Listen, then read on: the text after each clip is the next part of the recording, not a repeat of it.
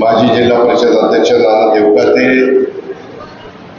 मार्केटचे विश्वासराव आठवडे, खरेदी विक्री संघाचे रवींद्र माने, संभाजी होळकर, संजय कोकरे, शहाजीराव काकडे, रणजित तावरे, दत्तोबाई येळे, तानाजीराव देवकाते, तानाजीराव कोकरे, सागर जाधव, बंसी आठवडे, संजय भोसले, बदलराव देवकाते, अनेक मान्यवर या कार्यक्रमाच्या निमित्तानं इथं उपस्थित आहेत। ते सगळे ज्येष्ठ श्रेष्ठ प्रतिष्ठित मान्यवर नेते, मान्यवर कार्यकर्ते, सभासद बंधू भगिनी, MD, अधिकारी वर्ग, पत्रकार मित्र, तसंच इथं उपस्थित असणारे सर्व माझे शेतकरी बांधव आणि माझ्या तरुण मित्रांनो, खरं तर आज एका वेगळ्या कार्यक्रमाच्या निमित्तानं चेअरमननी मला इथं बोलवलं। तुम्हाला सगळ्यांना माहिती आहे की परवा दिवशी पर्यंत मी, तसंच देवेंद्र फडणवीस साहेब, एकनाथराव शिंदे, आमचं महायुतीचं सरकार आणि महायुतीचे सर्व सन्माननीय आमदार, आम्ही जो अर्थसंकल्प मी सादर केला 7,20,00,000 कोटीचा, त्या सगळ्या अर्थसंकल्पाच्या गडबडीमध्ये होतो आणि मला याच अर्थसंकल्प तयार करत असताना राज्याला किंवा राज्याच्या एकंदरीत कारभाराला आर्थिक शिस्त लावायची होती। कारण आपलं राज्य हे शिवशाहू फुले आंबेडकरांचं राज्य आहे आणि या राज्याला पुढे देत असताना काही गोष्टी निवडणुकीच्या आधीच्या काळामध्ये विधानसभेच्या घडलेल्या होत्या। शेवटी आर्थिक शिस्त ही महत्वाची असते आणि त्याच्यामुळं काही बद्दलचे निर्णय मी बजेटच्या रूपाने राज्याला सांगितले। रिप्लायच्या निमित्ताने त्यामध्ये इतर काही मी माझी भूमिका मांडली आणि देवेंद्रजींनी पण, एकनाथरावांनी पण वेगवेगळ्या चर्चेच्या निमित्तानं राज्य सरकारची साधारण काय भूमिका आहे ते सांगण्याचा प्रयत्न केला।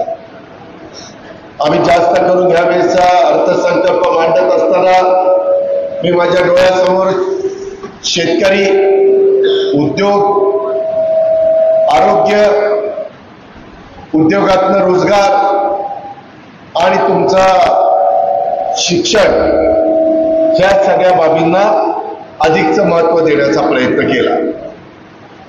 एक आहे, विरोधकांनी जी टीका करायची ती केली तर त्यांचा अधिकार आहे, पण मी त्याला उत्तर देत असताना किंवा मी तिघांनी उत्तर देत असताना आम्ही अतिशय वास्तववादी भूमिका, व्यवहारी भूमिका आणि इतर राज्यांचं देशामध्ये जी परिस्थिती झालेली आहे तशा पद्धतीनं तुमच्या माझ्या राज्याची परिस्थिती न होऊन देता, विकास कामावर देखील कुठलाही परिणाम न होऊन देता आपण त्याबद्दलचे सगळे काही निर्णय घेतलेले, ही बाब मी आपल्या सगळ्यांना सांगू इच्छितो। त्याच्यामुळं माझी बारामतीमध्ये येण्याची जरा गॅप पडलेली होती आणि आज मी आपल्या परिसरामध्ये आलेलो आहे। खरं तर मला वाटतं 30 तारखेला पाडवा आहे, गुढीपाडवा, नवीन मराठी वर्ष सुरू होत आहे। आज तारीख 28 आहे, त्याच्यावर उद्याचा येणाऱ्या 30 तारखेच्या गुढीपाडव्याच्या मी आपल्याला सगळ्यांना हे नवीन वर्ष सुखाचं, समृद्धीचं, आनंदाचं, भरभराटीचं जावं अशा प्रकारच्या मनापासून शुभेच्छा देतो। तसंच ईद मला वाटतं 31ला, रमजान ईद, तोही आपल्या रमजानचा पवित्र महिना सुरू आहे। आपण सगळेजण, सर्व जाती धर्माचे लोक गुण्या गोविंदांनी राहण्याची परंपरा ही महाराष्ट्राची आहे। ही रयतेचा राजा छत्रपती शिवाजी महाराजांनी हिंदवी स्वराज्याची स्थापना करत असताना ती शिकवण तुम्हाला मला दिलेली आहे आणि त्याच शिकवणीतनं आम्ही सगळेजण पुढे जातोय। त्याच्यावर त्याही माझ्या बांधवांना मी ईद मुबारकच्या शुभेच्छा या निमित्तानं देतो। मित्रांनो, एकंदरीतच आज खरा कार्यक्रम होता तो आपला छत्रपती शिवाजी महाराजांचा अश्वारूढ पुतळा त्याचा मी केशवरावांना विचारलं, साधारण 84 साली त्यावेळेसचे राष्ट्रपती ज्ञानी जयसिंगजी साहेब आलेले होते, स्वतः त्यावेळेसचे मुख्यमंत्री वसंतदादा पाटील आलेले होते, आदरणीय पवार साहेब त्या कार्यक्रमाला होते, संपूर्ण संचालक बोर्ड त्यावेळेस मला वाटतं हिरेमठ साहेब त्यावेळेस चेअरमन होते का, हिरेमठ काका, आणि वामनराव तावरे व्हाईस चेअरमन होते. त्याच्यातले कितीतरी मान्यवर आज आपल्यात नाहीये. जे आपल्यात नाही त्यांना सगळ्यांना मी भावपूर्ण श्रद्धांजली अर्पण करतो त्यांच्या पुढं, आणि छत्रपती शिवाजी महाराजांच्या पुढे नतमस्तक देखील होतो. आज हे सगळं मागायचं कारण म्हणजे तुम्हाला माहिती असेल, मालवणला एक समुद्राच्या कडेला पंतप्रधानांच्या शुभ हस्ते शिवाजी महाराजांचा उभा पुतळा त्याचं अनावरण झालं. त्या कार्यक्रमाला मी होतो, एकनाथराव शिंदे होते, देवेंद्रजी होते, पंतप्रधानांच्या हस्ते होतं, त्याच्यावर साहजिक हस्ते होते, PWD मिनिस्टर त्यावेळेस रवींद्र चव्हाण होते ते होते, आणि नंतर काही त्याच्यामध्ये गडबड झाली, काही चुका झाल्या, आणि त्याच्यातनं वाऱ्याच्या वेगाने तिथं नको ती घटना घडली की ज्याचं शल्य सर्वांनाच आहे. त्याच्यात पुन्हा आम्ही सगळ्यांनी लक्ष घातलं, आणि समुद्राच्या कडेला खाऱ्या हवेमुळं सगळं ते स्टील गंजून जातं. म्हणजे आता आम्ही मुंबईमध्ये राहतो, तर जे समुद्राच्या कडेला राहतात त्यांचे फ्रीज वगैरे काही वर्षात बदलावे लागतात, सगळं सडून जातं. ते खारी हवा त्याला सगळ्या लोखंडाला बाद करून टाकते, आणि त्याच्यामुळे तो फटका तिथं बसल्यानंतर आम्ही मात्र ते काम करत असताना आता ते काम अंतिम टप्प्यामध्ये आहे. साधारण स्टेनलेस स्टील हे मटेरियल तिथं वापरलेलं आहे का, तर ते गंजूच नाही, स्टेनलेस स्टील गंजत नाही, आणि तशा पद्धतीचं मटेरियल वापरलं. मला केशवराव मागाशी म्हणाले किंवा दादा इथं पण आपलं त्या पुतळ्याच्या, मला वाटतं अश्वारूढ पुतळ्याच्या खालनं असं पाणी पडायचं, आणि ती एक तिथं व्यवस्था केलेली होती, परंतु ते पाणी पडून पडून त्याच्यामध्ये तिथं असणारे स्टील हे गंजलेलं होतं, आणि मला वाटतं तिथला ग्रॅनाईट हा देखील खराब झाला होता असं तुम्ही मला मगाशी सांगितलं. छत्रपती शिवाजी महाराज, छत्रपती संभाजी महाराज, महात्मा ज्योतिराव फुले, सावित्रीबाई फुले, पुण्यश्लोक अहिल्यादेवी होळकर, अण्णाभाऊ साठे, राजर्षी शाहू महाराज, मौलाना आझाद, हे सगळे महापुरुष हे आपली दैवत आहे, आणि त्याच्यामुळं त्यांचं कुठं स्मारक असेल, त्यांचे कुठं पुतळे असतील तर त्याची देखभाल करणं हे आपल्या सगळ्यांचं काम आहे. आणि ते वेळीच ओळखून माळेगाव सहकारी साखर कारखान्याच्या संचालक बोर्डाने त्याच्यामध्ये काही जे खबरदारी घ्यायला पाहिजे होती ती खबरदारी घेतली, आणि त्याचं 40-41 वर्षांनी पुन्हा आपल्याला अनावरण त्या ठिकाणी करावं लागलं, किंवा ते सगळं व्यवस्थित केलेलं काम ह्याचं आपल्याला अनावरण आपण केलेलं आहे, ते आज आपल्या सर्वांच्या साक्षीनं झालं, हे देखील मी या निमित्तानं जाहीर करतो. मित्रांनो, युगपुरुष छत्रपती शिवाजी महाराज हे तुम्ही जर पाहिलं तर मी अनेकदा इतिहासाची पुस्तकं वाचत असतो, माहिती घेत असतो, वेगवेगळ्या लोकांची चर्चा विनिमय करण्याची संधी बारामतीकरांच्यामुळे माझ्यासारख्या कार्यकर्त्याला गेल्या 35 वर्ष मिळालेली आहे. आणि त्याच्यातून आम्ही ज्यावेळेस चर्चा करत असतो त्यावेळेस त्यांनी सांगितलं की दादा, यामध्ये बाकीचे लोक तुम्ही पहा की आदिलशहाचं राज्य होतं, निजामशहाचं राज्य होतं, वेगवेगळ्या अनेकांची नावं घेऊन त्यांचं स्वतःचं राज्य होतं असं बोललं जातं, पेशव्यांचं राज्य होतं. परंतु छत्रपती शिवाजी महाराजांच्या राज्याला भोसल्यांचं राज्य कधी म्हटलं गेलं नाही. त्यांचं आडनाव भोसले होतं. भोसल्यांचं राज्य नाही, हे रयतेचं राज्य, हे रयतेच राज्य. या पद्धतीनं महाराजांच्या राज्याची ओळख उभ्या जगाला आणि देशाला झालेली आहे. आणि त्यांनी जे काही आपल्या सगळ्यांच्या समोर आदर्श निर्माण केलेला आहे त्याच रस्त्याने आपण सगळ्यांनी पुढे वाटचाल केल्याशिवाय आपल्याला पर्याय नाही. आपण पुढचं यश संपादन करू शकत नाही. आणि म्हणून आम्ही सातत्याने त्यांचं स्मरण करून त्यांचा जाज्वल्य अशा प्रकारचा इतिहास हा डोळ्यासमोर आणून निर्णय घेण्याचा प्रयत्न त्या ठिकाणी करत असतो. ही पण बाब आपण या निमित्तानं लक्षामध्ये घ्यावी. आणि अतिशय इथं आपल्या या सगळ्या माळेगाव संकुलाला, माळेगाव साखर कारखान्याला या महाराजांच्या अश्वारूढ पुतळ्यामुळं आणि आपलं जिथं इथं कार्यक्रम चाललेला आहे त्या बाबतीमध्ये आपल्या शिवतीर्थ मंगल कार्यालय आणि हा सगळा परिसर त्याच्यामुळं एक वेगळ्या प्रकारची आपली शोभा इथली वाढलेली आहे.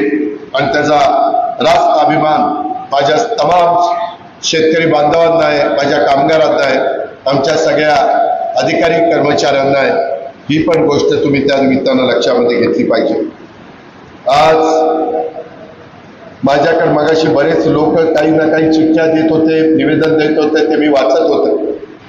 आणि त्यावेळेस केशवरावांचं भाषण चाललेलं होतं. थोडंसं मला म्हणावं तसं ऐकायला येत नव्हतं, परंतु ते माहिती देण्याचा प्रयत्न करत होते. 24-25चा गणित हंगाम हा नुकताच आपला सगळ्यांचा त्या बाबतीमध्ये पूर्ण पार पडलेला आहे. 11,21,000 मेट्रिक टनाचं गाळप त्या ठिकाणी केलं गेलेलं आहे. 11,95 रिकव्हरी आणि 11,98 क्विंटल साखर. कारण आपण त्यावेळेस ज्यूस टू इथेनॉल केलं, आपण BABT इथेनॉल केलं.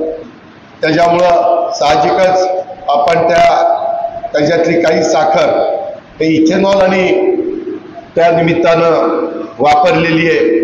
ही पण बाब आपण ध्यानामध्ये घेतली पाहिजे. आज भाव देत असताना खूप काही चर्चा ही बारामतीच्या माळेगाव सहकारी साखर कारखान्याच्या परिसरामध्ये होती. एक तर कारखाने सुरू झाले त्यावेळेस आम्ही चीफ अकाउंटला घेऊन बसलो सोमेश्वर माळेगाव. त्यावेळेस आमच्या लक्षात आलं, पुरुषोत्तम दादा तुम्ही आणि केशवराव तुम्ही पण साक्षीदार आहेत कारण तुम्ही माझ्याबरोबर होता.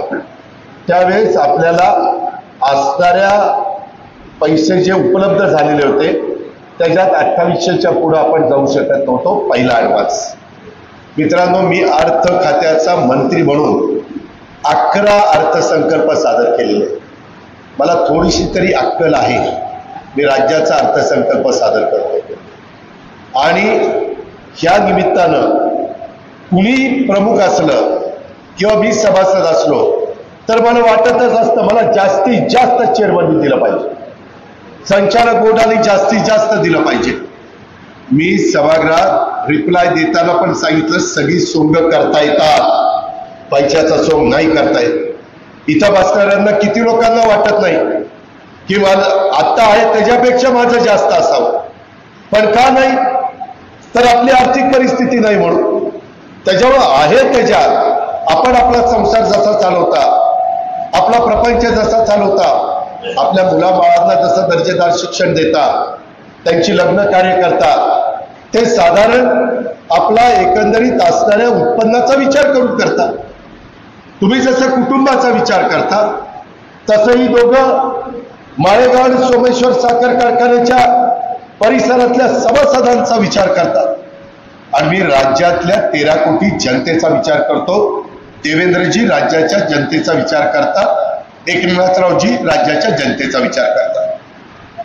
मलाही वाटत नाही का आता अनेक जण म्हणत होते की दादा मागच्या वेळेस काहींनी जाहीरनाम्यामध्ये कर्जमाफी जाहीर केलेली. आज तारीख आहे 28. मी या कार्यक्रमाच्या निमित्तानं महाराष्ट्रातल्या जनतेला स्पष्ट सांगतो 31 तारखेच्या आत आपापले पैसे भरा पीक कर्जाचे. त्याच्यामध्ये जे काही सांगितलेलं होतं ते प्रत्यक्षात कृतीमध्ये येत नाही. कारण 7,20,000 कोटीचा 20,000 नाही 7,20,000 कोटीचा अर्थसंकल्प सादर करत असताना जवळपास थोडे कमी 65,000 कोटी रुपये 3, 5, 7.5 वीज माफी म्हणजे तुम्हाला माफ आहे, पण तुमचे पैसे आम्ही महावितरणला भरतोय. आम्ही म्हणजे तो सरकार. आणि माझ्या लाडक्या बहिणी त्यांच्या 1,500 त्यांना 45,000 कोटीची तरतूद करावी लागलेली आहे. ही गोष्ट ध्यानामध्ये घेतली पाहिजे.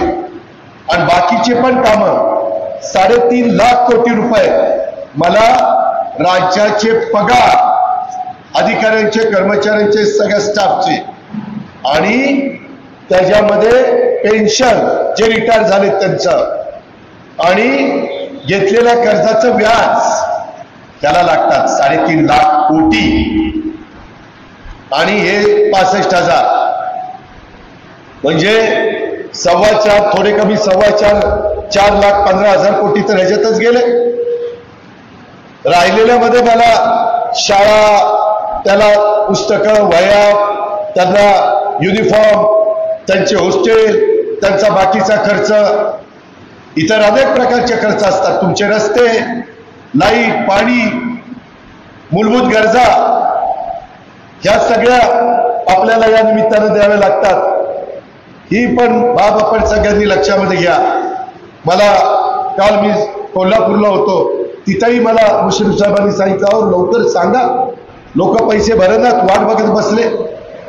आणि त्याच्यामुळं परिस्थितीनुरूप आम्ही पुढचे त्या ठिकाणी निर्णय घेऊ. आता तशा प्रकारची परिस्थिती नाही. त्याच्यामुळं या वर्षी पण पुढच्या वर्षी पण घेतलेल्या पीक कर्जाचे पैसे भरा. मी मात्र एक केलं जे पीक कर्जाच्या करता 0% व्याज करता तुम्हाला जी मदत व्हायला पाहिजे आणि बँकेला त्यांचे जे काही टक्के भरावे लागतात ती सगळी रक्कम जवळपास 1,000 ते 1,200 कोटी रुपये आहे ती मी बँकांना पास ऑन केलेली आहे. मी म्हणजे मी एकटं माझ्यावर नाही, मी देवेंद्रजींनी एकनाथरावांनी, नाहीतर तुम्हाला वाटायचं हे काय मी करत चाललेलं आहे. आम्ही तिघांनी मिळून ते केलेलं आहे. आता हे सगळं करत असताना ज्यांचं दूध जातंय त्या दुधाचे पण पैसे परवा आम्ही क्लिअर केलेले आहेत. बहुतेक दुधावाल्यांना जो तुम्ही घातलेल्या दुधाबद्दल राज्य सरकार तुम्हाला जे अनुदान देतंय ते पण बहुतेकांच्याकडे जमा झालेलं असेल.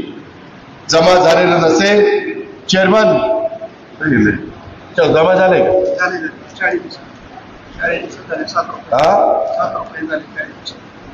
40 काय 40 दिवसाचं 7 रुपयांनी पैसे जमा केलेले आहे. अजून काही जाहीर केलेलं राहिलं असेल तर ते पण त्या ठिकाणी करून देईल. मी त्याचा हिशोब दुग्ध विकास खात्याला मागितलेला आहे आणि त्या पद्धतीनं तेही आम्ही करू. त्याच्याही बद्दल निर्मात्र शंका मनामध्ये माझ्या शेतकरी बांधवांनी दूध उत्पादक शेतकऱ्यांनी माझ्या मायबाऊलींनी करू नये अशा प्रकारची विनंती मी या निमित्तानं त्यांना त्या ठिकाणी करू इच्छितो. मित्रांनो एकंदरीतच आपण जे काही भाव दिला 23-24 मध्ये 3411 दिला, 24-25 मध्ये 3636 दिला. त्याच्यामध्ये वेगवेगळ्या व्हरायटींना देखील आपण अनुदान दिलं. काल मी बऱ्याच दिवसांनी आंबोलीला गेलो होतो. मला माहित नाही पण टीव्हीला दाखवलं असं मला काही लोकांनी सांगितलं. मी का गेलो, आपल्याकडं पाडेगावला आंबोलीला आणि कोईम्बतूरला ऊसाच्या व्हरायटी ह्या तिथं नवीन बनवल्या जातात. मी काल बघितलं बारामतीकरांनो तिथं जवळपास काही शेकड्यामध्ये व्हरायटी होत्या आणि त्याच्यावर संशोधन रिसर्च केला जातो. सायंटिस्ट तिथं आहेत. तिथलं वातावरण कोईम्बतूरच्या धर्तीवर आहे म्हणून तिथं आपण त्या आंबोलीच्या तिथं ती जागा घेतलेली आहे आपल्या वसंतदादा शुगर इन्स्टिट्यूटची. एका ठिकाणी 27 आहे, एका ठिकाणी 7.5 एकर आहे. तिथले काही प्रश्न होते, तिथं जे काही काम चाललेलं आहे त्यांना काही अडचणी आहेत का ह्या समजून घेणं माझं कर्तव्य होतं. आणि त्या मार्ग कशा पद्धतीनं काढून ज्याचा उल्लेख एआयचा मला वाटतं केशवरावांनी आपल्या भाषणामध्ये केला. तुम्ही कृषी 2025 बघितलंय. यंदा कृषी विज्ञान केंद्र बारामती यांनी पुढाकार घेऊन व त्याच्यामध्ये सन्माननीय प्रतापराव पवार असतील, नलवडेजी असतील, राजेंद्र पवारजी असतील, या सगळ्यांनी ती जी नवीन टेक्नॉलॉजी जगाने मान्य केलेली आहे, आर्टिफिशियल इंटेलिजन्स म्हणजे कृत्रिम बुद्धिमत्ता, ही आता सगळ्या क्षेत्रामध्ये येणार आहे. त्याशिवाय जगाला पर्याय नाही. त्यांच्या पत्रकारितेमध्ये पण येणार आहे. असा कुठलाच घटक राहणार नाही की जिथं एआयचा वापर केला जात नाही, असं माझं मत आहे. मी अनेकांशी बोललेलो आहे. त्या गोष्टीचा विचारपूर्वक आम्ही बसून निर्णय घेतला आणि यंदा मी अर्थसंकल्पात एआय करता 500 कोटी रुपयाची तरतूद केलेली. त्यामध्ये कमी पडले तर 30 जूनला पुढचं पुरवणी मागणी आहे, 30 जून, त्याच्यानंतर डिसेंबर आणि त्याच्यानंतर शेवटचं पुन्हा असतं. त्यावेळेस मी निश्चितपणे तिथं मुख्यमंत्र्यांशी बोलून मार्ग काढीन. आपले माणिकराव कोकाटे कृषी मंत्री आहेत. मी परवाच माझ्या चेंबरला या सगळ्या अधिकाऱ्यांची, मंत्र्यांची आणि त्या क्षेत्रातल्या मान्यवरांची बैठक घेतलेली होती. मी त्याच्यामध्ये लवकरच तुम्हाला आपल्या पुण्यामध्ये स्वतः आम्ही पुढाकार घेऊन कृषी क्षेत्रात राज्य सरकारनं ॲग्री हॅकॅथॉन हे नवं पाऊल उचललेलं आहे. त्याचा शेतकऱ्यांना अधिक सक्षम बनवण्याच्यासाठी कृषी क्षेत्रात कृत्रिम बुद्धिमत्ता, ज्याला AI शॉर्ट फॉर्म म्हणतात, सारख्या तंत्रज्ञानाचा प्रभावी वापर गरजेचा आहे. कृषी हॅकॅथॉनच्या माध्यमातून राज्यातलं युवा संशोधक, स्टार्टअप्स, कृषी तज्ज्ञ, शेतकरी बांधव एकत्र आणून आधुनिक तंत्रज्ञानाच्या मदतीनं शेती संबंधी समस्या सोडवण्याचा प्रयत्न आपण खाजगी क्षेत्रातील तज्ज्ञांच्या, संस्थांच्या मदतीनं राज्य शासन स्तरावर करण्यात येणार आहे.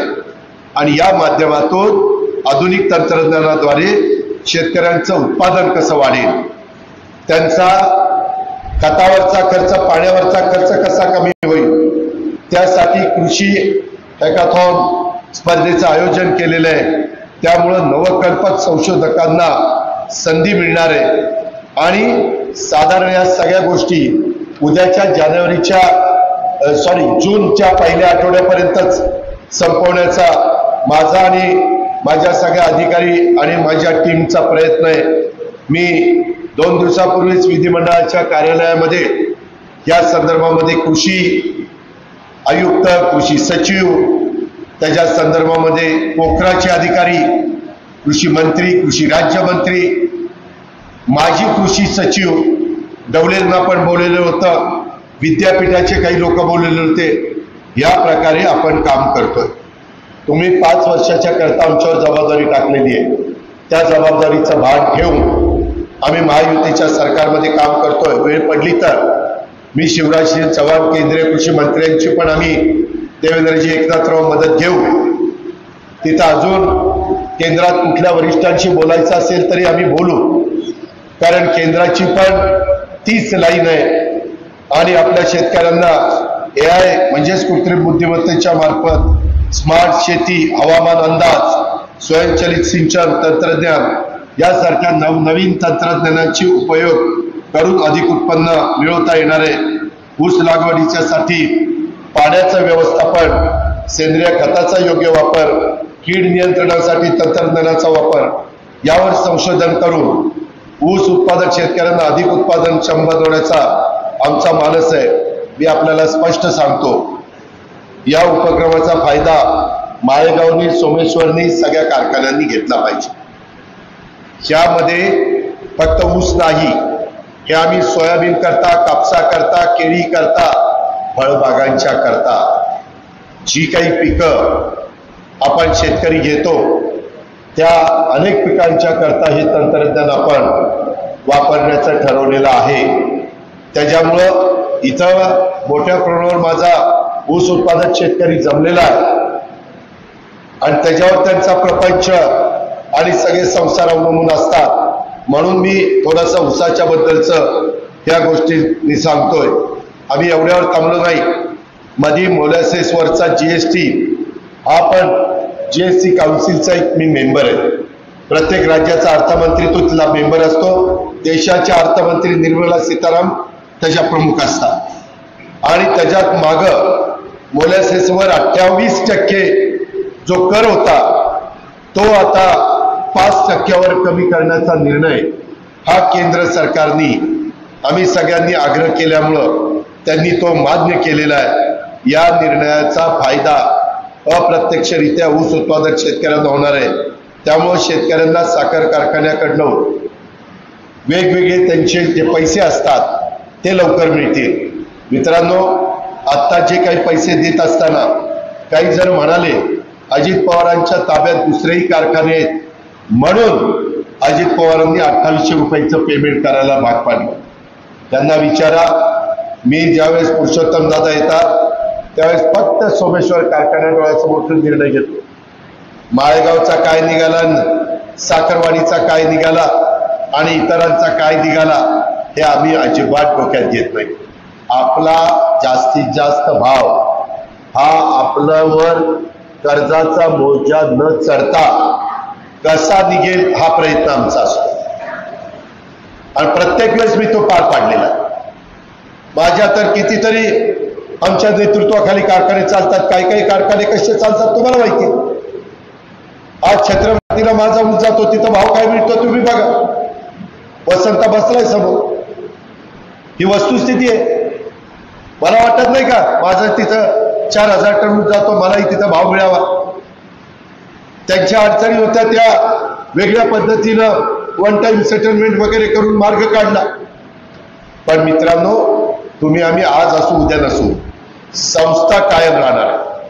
आणि मी आपल्याला सांगतो, जोपर्यंत माझ्या जीवात जीव आहे तोपर्यंत संस्थेला एवढा देखील चुकीचा धक्का मी लावून देणार. हा माझा शब्द आहे. मला नाही जमेल त्यावेळेस सभा घेईल आणि सांगेल आता मला जमत नाही. आताही काही लोकांनी मला निवेदन दिले, दादा आम्ही 5-5, 6-6 वेळाला निवेदन देतोय, आम्हाला काम मिळत नाही. अमक्याला मिळतं, तमक्याला मिळतं, तमक्याला मिळतं. त्या मलिदा गँगनी तर मला नको केलंय आणि तरी अजून हाऊस आहेच. मी 100 वेळा सांगितलं, एक तर पुढारपण करा किंवा कॉन्ट्रॅक्टर बना. तुम्ही पुढारी बनणार, माझ्याकडनं कामं घेणार, कामाचा दर्जा नाही राहिला तर तिथं पुन्हा मी अडचणीत येणार. लोक म्हणणार अजितला दिसत नाही का. आदित्य तावडेबद्दल बोलतात, आदित्य तावडे काय पुढारी नाहीये. ती देशमुख ते काय पुढारी नाहीये. तो खत्री तो काय पुढारी आहे. तो बडेरा आपला MIDCच कॉलेज बांधलं किंवा आयुर्वेदिक कॉलेज बांधलं, जाऊन बघा काम कसं केलंय. मी 25-1500 करोड रुपये दिले, अजूनही कामं नाही. मी गजानन पाटलांना सांगितलंय आणि आता आम्ही निर्णय घेतो 10 लाखाचं काम तर काढणारच नाही. 10 लाखाचं काम काढलं की त्याला टेंडर नसतं, काही नसतं. कुठं पाट्या टाकतात, टाकल्या तर टाकल्या, नाही तर नाही, लावला तिथं. ही पद्धत. आणि पुन्हा लोक दादाला दिसत नाही काय दादाला पाठीमागं डोळे आहेत काय. माझी एवढी स्पष्ट मत आहे आणि त्याच्यामुळे मी इथं आता पुढारी पण बसले तर तुम्ही पण आहेत. ज्याला त्या ठिकाणी आता मला वाटतं अनिलच्या मुलाचा सत्कार केला, तो इंजिनियर झाला. अनिल मला वाटतं क्रीडा खात्यामध्ये नोकरी करतो आणि त्याचा मुलगा पुढारपण नाही करत, तो कॉन्ट्रॅक्टर आहे. या पद्धतीनं मी एकेकाला सगळं वाचूनच दाखवलं असतं. मी तुमची विकासाची कामं करण्याच्या करता निवडून गेलेलो. तुमच्या विकासामध्ये मी कुठं कमी पडलो जा विचारा. 100 दिवस झाले, राज्यात असा कुठला तालुका आहे 100 दिवसाच्या आत 1000 कोटी रुपये बारामती करता मंजूर केले. जनाई शिरसाईला बंद पाईपलाईन करता 450 कोटी रुपये, 460 कोटी रुपये, आणि तुमच्या अशा पशुवैद्यकीय आपलं कॉलेज त्याच्याकरता जवळपास 560 कोटी रुपये, झाले की 1000 कोटी रुपये. कधी झालं होतं का याच्या आधी? म्हणजे आज ही सगळी परिस्थिती असताना, आणि तुम्ही वाचलं असेल, मी जे निर्णय घेतो ते काय, मी बाकीच्यांचं सारखं कुठं गेलं भेटायला की फोटो काढायचा, कुणाला नमस्कार फोटोला केला की तिथं फोटो काढायचा आणि ते सगळीकडे दाखवायचे. फोटो काढून प्रश्न सुटत नाही. तिथं बसून काम करावं लागतं, कष्ट करावे लागतात, प्रशासनावर दरारा असावा लागतो, आणि आपण जे काम सांगतो त्या कामाचं ज्ञान सांगणाऱ्याला असावं लागतं, तेव्हा काम होतं. नाही तर अधिकारी तेव्हाच आम्हाला गुंडाळून ठेवते. त्यामध्ये नेहमीच स्वर्गीय यशवंतराव चव्हाण साहेब सांगायचे की त्या एखादा कागद दिला तर त्या कागदातला माणूस बघायचा प्रयत्न त्या ठिकाणी करा. आमचे अधिकारी तर नकारार्थीच घंटाळा वाजवतात. ते त्यांचं काम आहे. आपल्याला ते काम कसं नियमात बसवायचं हे आपलं काम आहे, आणि त्या पद्धतीनं आपण करतो. आता करानिरा, आज माळेगावकरांनो, महाराष्ट्रामध्ये एवढे सगळेजण कॅपॅसिटी वाढवतात. काल मी कल्लाप्पा दादा आव्हाड यांच्याकडे होतो. त्यांचं वय वर्ष 93 का 95 झालं. काल मला बक्षीस वितरणाला मी गेलो होतो खो-खोच्या. तिथं प्रकाश आवाडे पण होते आणि त्यांचा मुलगा राहुल आवाडे पण होता. तो आता आमदार झालाय तिथं. त्यांचाही कारखाना महाराष्ट्रात सगळ्यात मोठा कारखाना आहे. 2 टँडम आहेत, आणि सगळ्यांनी कारखान्याची कॅपॅसिटी वाढवली.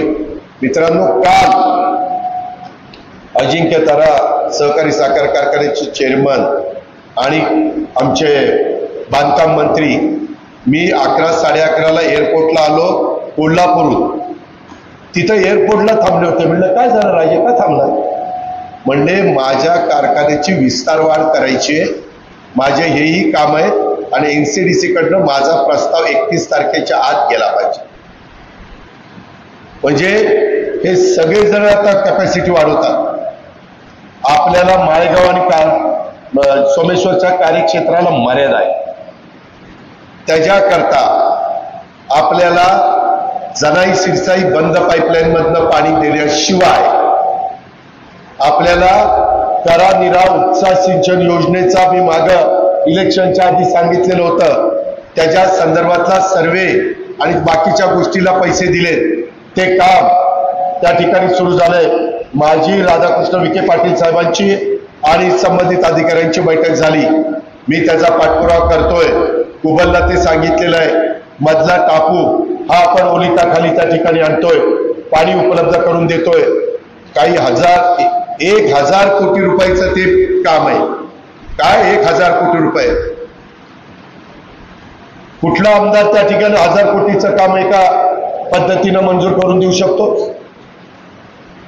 हे का करतोय? कारण उद्या सोमेश्वर आणि माळेगावला ऊस कमी पडणार आहे. यांनी यांचे घास वाढवलेले. उद्याच्याला त्याच्यामध्ये ऊसच घालावा लागेल, दुसरं घालून काही निघणार नाही. त्याच्याकरता आपल्याला आहे त्या पाण्याचा काटकसरीनं वापर करावा लागेल, बचत करावी लागेल. मी काही त्या ठिकाणी आणलं की लगेच आंदोलन. आमच्या विहिरींचं काय, लाईनिंग केल्यावर आमचं काय, त्या खालच्यांचं वाटोळं झालं तरी चालेल, आमचं काय? याबद्दल केंद्र राज्य सरकारने धोरण घेतलं. इथून पुढे धरणाची कामं सगळी कॅनॉल न करता बंद पाईपलाईन मधनं द्यायचं. बंद पाईपलाईन मधनं. आपल्या जुने म्हणून ठीक आहे, परंतु एवढं पाण्याचं वेस्टेज होतं. मी काय कृत्य केलं ते मी सांगत नाही, कारण हे टीव्हीला लगेच दाखवतात महाराष्ट्राला. दादा असं असं बोलला, मला त्याचा दुसरीकडे त्रास होतो. पण याही वर्षी तुमचा कॅनॉल जून पर्यंत बंद केला जाणार नाही. आता लगेच केशवराव दादा कॅनॉल जूनपर्यंत बंद होणार नाही, परंतु कॅनॉलच्या शेजारी मोटारीचं कनेक्शन बंद केलंय. आता ते कनेक्शन जर काही काळाकरता बंद नाही केलं तर त्या दत्तामामा भरणेंनी काय करावं? दोन्ही हाताला चोना लावून फोटो करावं? तिथं काय माणसं आहे का नाही? त्यांचंही काय हक्काचं पाणी आहे का नाही? त्यांनाही गेलं पाहिजे काही काळाकरता. आणि जे ब्लॉकची भरणी आहे त्यांना कितव्या दिवशी पाणी मिळतं? ब्लॉकची 40व्या दिवशी.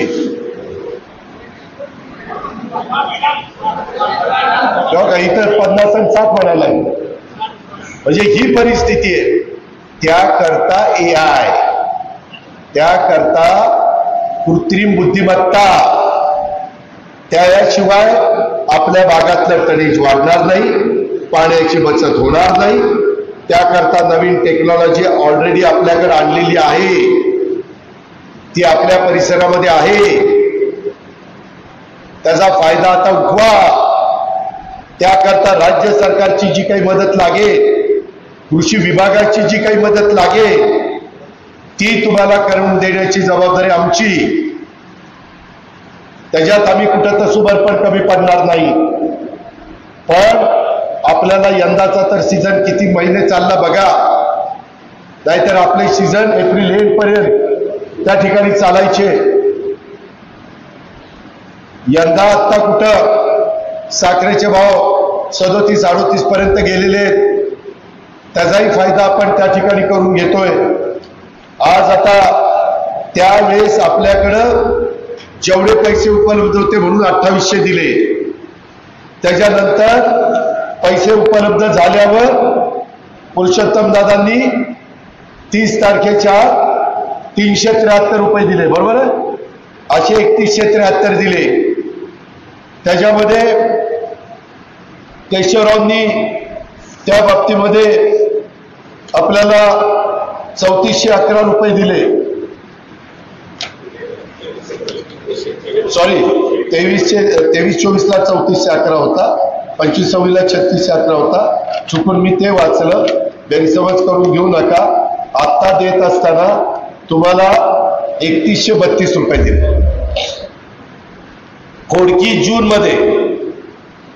जूनमध्ये खोडकी 200 रुपये मिळेल माळेगाव कारखान्याला.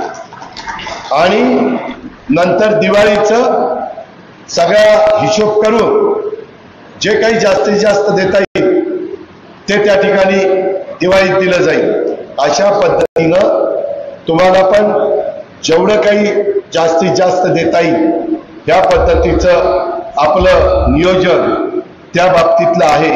ह्याची नोंद माळेगाव सहकारी साखर कारखान्याच्या परिसरातल्या ऊस उत्पादक सभासदांनी घ्यावी.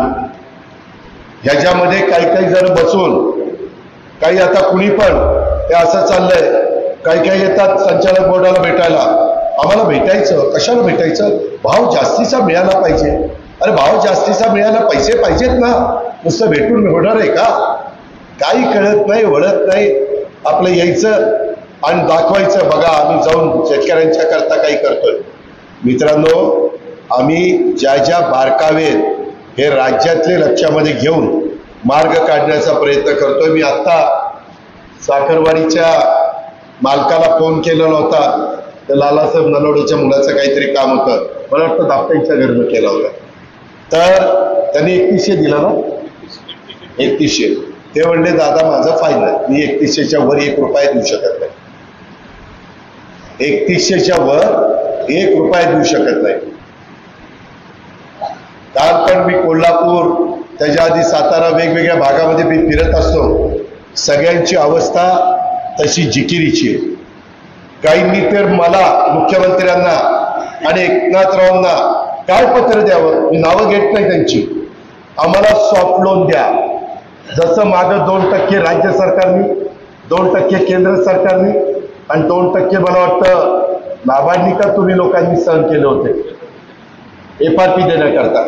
तसे काही जण पैसे मागतात, त्यांना पैसे नाहीत FRP द्यायला, पैसेच नाही. बँका म्हणतात साखरेचा जो दरबार चाललाय त्याच्या 85% रक्कम आम्ही तुम्हाला देऊ, त्याच्यात त्यांचं भागत नाही. बरं, तोंडी वाहतूक वाढलेली, कामगारांचं त्या ठिकाणी दर 3 महिन्यांनी महागाई भत्ता आणि बाकीच्या गोष्टी वाढतात, त्या द्याव्याच लागतात, कारण कामगार पण आपला. आत्ताही मी आल्यानंतर कामगारांनी एक निवेदन मला त्या ठिकाणी दिलेलंच आहे की दादा आमच्याकडे पण लक्ष द्या. शेवटी आपल्याला सभासदांचा, कामगारांचा, सगळ्यांचाच विचार करून निर्णय घ्यावा लागतो. ही बाब तुम्ही सगळ्यांनी लक्षामध्ये ठेवली पाहिजे. हो का, इथंच आहे त्रिपक्षीय समितीवर साखर कामगारांना पगारवाढ मिळणे बाबत. आता त्याच्या मी प्रोसिडिंग बघितलं, त्या प्रोसिडिंग मध्ये 17 कारखान्यांनी त्याला प्रतिसादच दिला नाही साखर संघाचा. फक्त माळेगाव कारखान्यांनी सांगितलं तुम्ही जो निर्णय घ्या त्रिपक्षीय कराराच्या बाबतीमध्ये कामगारांच्या वाढीचा, तो कागद कुठं, तो हिरवा मगाशी मी डार्करनी हे केलं होतं, तर त्याच्यामध्ये क्लिअर आणि खुशाल काही जण सांगतात माळेगाव कारखान्याने त्रिपक्षीय कराराला विरोध केला. प्रोसिडिंग आहेत ना ते केशवराव, प्रोसिडिंग कुठे ते? अहो मगाशी मी गाडीत बघितलेलं प्रोसिडिंग द्या मला. का हे महाराष्ट्र राज्य सहकारी साखर कारखाना संघ ही विषय पत्रिका आणि टिप्पणी, आणि याच्यामध्ये हा विषय मागील 3 त्रिपक्षीय करार वेतन वाढ पुढील प्रमाणे 30 नोव्हेंबर 2011 18% वाढ, 4 जुलै 2016 15% वाढ, 4 ऑक्टोबर 2021 12% वाढ, मागील 3 कराराची सरासरी वेतनवाढ 15%. यामध्ये वेगवेगळ्या पद्धतीनं त्याच्यात कामगार संघटनांनी मागणी केलेली होती, ती मागणी इथं आहे. आणि या संदर्भात साखर कारखाना संघाने अमक्या नंबरने फेब्रुवारी 17, मला वाटतं 19 फेब्रुवारीला महाराजांची जयंती असते ना, 17ला 25 रोजीच्या पत्राद्वारे राज्यातील गाळप घेतलेल्या सहकारी साखर कारखान्यांकडून कारखान्यांना किती टक्के वेतनवाढ देणे शक्य आहे याबाबत लेखी अभिप्राय मागवण्यात आला होता. त्यानुसार गाळप घेतलेल्या 107 सहकारी साखर कारखान्यांपैकी फक्त 19 कारखान्यांनी माहिती पाठवली. त्यामध्ये 17 कारखान्यांनी 19 पैकी किती टक्के वेतनवाढ द्यावी याबाबत अभिप्रायच दिलेला नाही. मात्र माळेगाव सहकारी साखर कारखाना लिमिटेड पुणे कारखान्याने त्रिपक्षीय समितीचा निर्णय मान्य असल्याचे कळवले व रेणा सहकारी साखर कारखाना दिलीपराव देशमुखांचा लातूरचा या कारखान्याने कारखान्यात येणाऱ्या अवर्षण परिस्थितीचा विचार करून वाढ करा. म्हणजे त्यांचं म्हणणं आमच्याकडे पाणी वगैरेचे दुर्भिक्ष आहे, त्या सगळ्याचा नैसर्गिक संकटाचा विचार करून आमच्या वाढीचा विचार करा हे कळवलेलं आहे. म्हणजे एकट्या माळेगावनी सांगितलेलं आहे की त्रिपक्षीय करार ज्या पद्धतीनं निर्णय म्हणजे घेतला जाईल तो द्यायला आम्ही तयार आहे. तरी माळेगावची बदनामी. काय होतं, मला पण अनेक सहकारी मित्र फोन करून सांगतात दादा अमक्याची सभा झाली ते असं बोलले, दादा तमक्याची सभा झाली असं बोलले, दादा काहींनी तिथं बाहेर आंदोलन केलं, त्यांनी अमकं केलं. ठीक आहे ना, प्रत्येकाचा काळ असतो. माळेगाव सहकारी साखर कारखाना सुरुवातीच्या काळामध्ये त्याच्यामध्ये आदरणीय पवार साहेबांच्या नेतृत्वाखाली चालत होता. ही काळ्या दगडावरची पांढरी रेघ आहे, ती मी नाकारतच नाही. तेव्हा हिरेमठ काका असतील, चंद्रराव असतील, त्याच्यामध्ये जाधवराव असतील, त्याच्यामध्ये अनेक दिग्गज मान्यवर माधवराव पाटील तावरे असतील, अशा अनेकांनी वेगवेगळ्या काळामध्ये, मला वाटतं मंगेशचे वडील त्या ठिकाणी चेअरमन झाले आणि साहेबांच्या मार्गदर्शनाखाली ते काम करत होते. मित्रांनो, प्रत्येकाचा काळ असतो. आता मी राज्यामध्ये काम करतो, पूर्वी साहेब आणि बाकीचे सगळं बघत होते इतर मान्यवर. आता आम्ही एकनाथराव देवेंद्रजी आम्ही बघतोय. तसं कारखान्याच्याही संदर्भामध्ये आम्हाला गेल्या अनेक वर्षाचा अनुभव आहे. आम्ही पण फार बारकाईनं विचारपूर्वक ह्या सगळ्या गोष्टी करतो. एकदा असाच सोमेश्वर कारखाना अडचणीत आला असताना आम्ही आमचं सर्वस्व तिथं पणाला लावलं आणि पूर्वक घरी तिथं ते पुन्हा बसवली. तिथं कुठली अडचण ही येऊन दिलेली नाहीये. आज मी तुम्हाला यादी जर वाचली तर ते कारखाने आणि तिथले सभासदांना वाईट वाटेल. अहो, इतक्या कारखान्यांची यादी माझ्याकडे NCDC मधनं पैसे द्या, आमचे प्रस्ताव अमित शाह साहेबांच्याकडे पाठवा, त्याशिवाय आम्ही टिकाऊ धरू शकत नाही, आम्ही कारखाना चालू शकत नाही. ती गोष्ट आपल्या सोमेश्वर आणि माळेगावच्या बाबतीमध्ये नाही. हे आपले 2 साखर कारखाने आपल्या बारामती तालुक्यातले, त्या संदर्भामध्ये काही संचालक बोर्डाला तुम्ही निवडून देत असताना काही संचालकांनी काही किरकोळ गोष्टीमध्ये भरती किंवा आणखीन काही गोष्टी चुका केल्या असतील नसतील, मी त्याचं समर्थन करत नाही, ते मला मान्यही नाही. मी PDCC बँकेत पण अलीकडे राजीनामा दिलाय, कारण मला तिथं वेळ देता येत नाही. आणि त्याच्यामध्ये आता दत्तोबा, संभाजी आणि रणजित 3 जण तिथं प्रतिनिधित्व आपलं करताय. पण मी देसाईला वरच्यावर विचारत असतो, CEO चीफ एक्झिक्युटिव्ह ऑफिसर कसं चाललंय, बोर्ड नीट काम करतंय का, कोण खास बाब मागतंय का, बँकेत काही अडचण आहे का. कारण ती आपल्या 13 तालुक्या आणि दोन्ही शहराची वैभव आहे पुणे जिल्हा मध्यवर्ती सहकारी बँक. त्याला कुठेही धक्का लागता कामा नये. आणि हे असताना त्याच पद्धतीनं माळेगाव आणि सोमेश्वरचं आहे. आपल्या इथं आता वेगवेगळे भोजनच्या बद्दलच्या काही गोष्टी आहेत. आपल्या इथं एकंदरीत नदीच्या खराब पाण्याचा प्रश्न आहे. नदीच्या खराब पाण्याला काय मी एकटाच जबाबदार आहे? अनेकांनी इथलं नेतृत्व केलेलं आहे. त्यामध्ये मी तर सतत सांगतो, विचारा दोघांना, की 10-15 रुपये 20 रुपये भाव कमी दिला तरी चालेल, STP बसवा. सांगतो की नाही? जेवढं तुमचं पाणी कारखान्यातनं निघतंय ते सिवरेज ट्रीटमेंट प्लांट बसून ते योग्यतेचं, म्हणजे पिकाच्या योग्यतेचं करून सोडा. त्याच्या संदर्भामध्ये मागे मी सांगितलं, तुम्ही म्हणाल की तू सांगितलं होतं ना नीट करू. नीट करायला वेळ लागणार नाही, पण नीट केल्यानंतर एवढे कारखाने बंद पडतील, परत माझ्या नावाने ओरडायचं नाही. त्याला नीट करायला सांगितलं, कारखानाच बंद केला. कारण पोल्युशन बोर्ड सगळ्याला नोटिसा काढणार,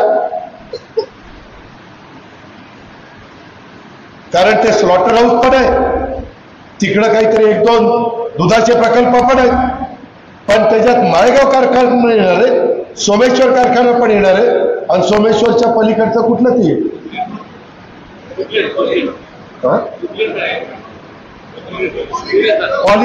पॉलिकेम ते पण आहे. तेच स्लॉटर हाऊस म्हणजेच कत्तलखाना. तानाजीराव, कत्तलखाना त्याचं पण येणार आहे. ही वस्तुस्थिती आहे. आणि त्याच्यात एकदा टीम आली ना, टीमला काय मी आत्ता भाषण झालं की फोन करून टीम बोलवी, पण हे सगळं डिस्लरी पण बंद पडेल. 200 रुपये भाव कसा घेणार आहे खोडकीचा? मी आता एमडीला विचारलं, कुठे एमडी, काय सांगितलं तुम्ही, की ज्या वेळेस डिस्लरीचे पैसे येतील इथेनॉलचे, त्यावेळेस भाव मिळेल. बढ़ला ना आपला जूनचा. तुम्ही नीट लक्षात घ्या ना, दुरुस्त झालं पाहिजे याच्याबद्दल दुमत नाही. आंदोलन करणारा काय रे, कुठेही जाऊन आंदोलन करता येतात, परंतु त्याच्या पाठीमागची पार्श्वभूमी, या आंदोलनाच्या संदर्भामध्ये आपण टोकाची भूमिका घेतली तर कुठल्या कुठल्या गोष्टीवर परिणाम होणार आहे याचंही भान आपण ठेवलं पाहिजे. पुन्हा तुम्ही मलाच दोष द्याल, याला अक्कल नव्हती का?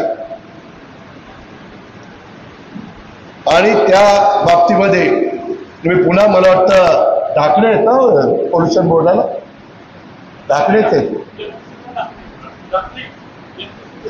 ढाकणेचं नाव काय? अविनाश ढाकणे. अविनाश अविनाश ढाकणेचे, पूर्वी प्रवीण दराडे होते ते आता सहकारला आलेले. दुसरी गोष्ट, माळेगावकरांनो, सहकार खातं राष्ट्रवादी काँग्रेस पक्षाकडे. त्याच्यावर ज्या काही परवानग्या असतील, ज्या अडचणी असतील, त्या मी जेवढ्या झटपट सोडू शकतो तेवढं कोणी दुसरं सोडू शकत नाही. ही फॅक्ट आहे. एक्साईज माझ्याकडे, डिस्लरी सगळ्या माझ्या अंडर येत आहे. त्याच्यावर तिथल्या सगळ्या परवानग्या ह्या माझ्या हातामध्ये आहेत. ओजन हे आमचे मुख्यमंत्री देवेंद्रजी त्यांच्याकडे ऊर्जा खातं आहे, पण मी पण 10 वर्ष ऊर्जा खातं सांभाळलेलं तुम्हाला सगळ्यांना माहिती आहे. त्याच्यावर या कारखान्याशी संबंधित असणारे, आणि हे सरकार 5 वर्षे टिकणार आहे. आता फक्त 100 दिवस झाले. उद्या पीडीसीसी बँक असेल, राज्य सहकारी बँक असेल, ह्या सगळ्या सहकार्याच्या अंडर येतात. आज आम्ही काही काही ना मदत करतो. का मदत करतो? की त्याच्यातनं मार्ग काढता येतो. आणि त्यामुळं आता जरी कुणी काही त्यांच्या परीनं त्यांची भूमिका सांगण्याचा प्रयत्न करत असलं तरी देखील त्या संदर्भामध्ये तुम्ही शांत डोक्याने विचार करा. काही आमच्यातले संचालक बोर्ड तसं वागतंय का नाही मला माहिती नाही, परंतु काही सभासद मला सांगतात, कार्यकर्ते सांगतात, राव दादा ही नीट बोलतच नाही हो. काही डायरेक्टरांच्या बद्दल काय नीट बोलायला झालं? अरे मी माझा 90चा स्वभाव किती बदललाय. आता लोक सांगायला लागलीत, आता नका बदलू, नाही तर अधिकारीच ऐकायचे. आपल्याला संधी दिल्यानंतर तुम्ही केशवराव, पुरुषोत्तम दादा, तुम्ही मालक नाही, तुम्ही विश्वस्त. 5 वर्ष तुम्हाला विश्वस्त म्हणून जनतेने निवडून दिलेलं. मालक ही लोक आहेत, किंवा बाहेर तुमचे घरातले, परिवारातले जे इथे येऊ शकले नाही ते लोक मालक आहेत. त्याच्यावर हे आपलं वैभव आहे. हे आपल्या प्रपंचाला आर्थिक मदत करणारी संस्था आहे. मी नेहमी सांगतो, खासदार चुकीचा निवडून गेला तर विकास कामावर थोडा बहुत परिणाम होईल, 4 कामं कमी येतील. आमदार निवडून गेला तर डायरेक्ट तुमच्या प्रपंचाशी संबंध येत नाही. त्याच्यातनं तालुक्याचा सर्वांगीण विकासाला खीळ बसेल. तीच गोष्ट जिल्हा परिषद, तालुका पंचायत, नगरपालिका, महानगरपालिका, सरपंच. मात्र साखर कारखाना हा तुमच्या प्रपंचाशी जोडलेला आहे, तुमच्या आर्थिक नाडीशी जोडलेला आहे. त्याकरता तिथं शेवटी नेतृत्व कुणाचं आहे याही गोष्टीला महत्व आहे. आज तुमच्या सगळ्यांच्यामुळं माळेगावचं नेतृत्व मी करतोय, सोमेश्वरचं नेतृत्व त्या ठिकाणी मी करतोय, आणि त्याच्यामुळं आज छत्रपती शिवाजी महाराजांच्या अश्वारूढ पुतळ्याचं जे काही आपण नूतनीकरण करा म्हणा किंवा काही तिथलं काम केलंय, त्यांच्या साक्षीनं सांगतो की मी कुठेही माळेगावच्या सभासदांना भावामध्ये अंतर पडू देणार नाही. कुठेही केंद्र सरकारच्या योजना, राज्य सरकारच्या योजना याचा पुरेपूर लाभ हा माझ्या सोमेश्वर माळेगावला कसा मिळेल याकरता मी माझं सर्वस्व पणाला लावीन. माझी मोदी साहेबांची पण ओळख आहे, हे तुमच्या लक्षात आलं असेल.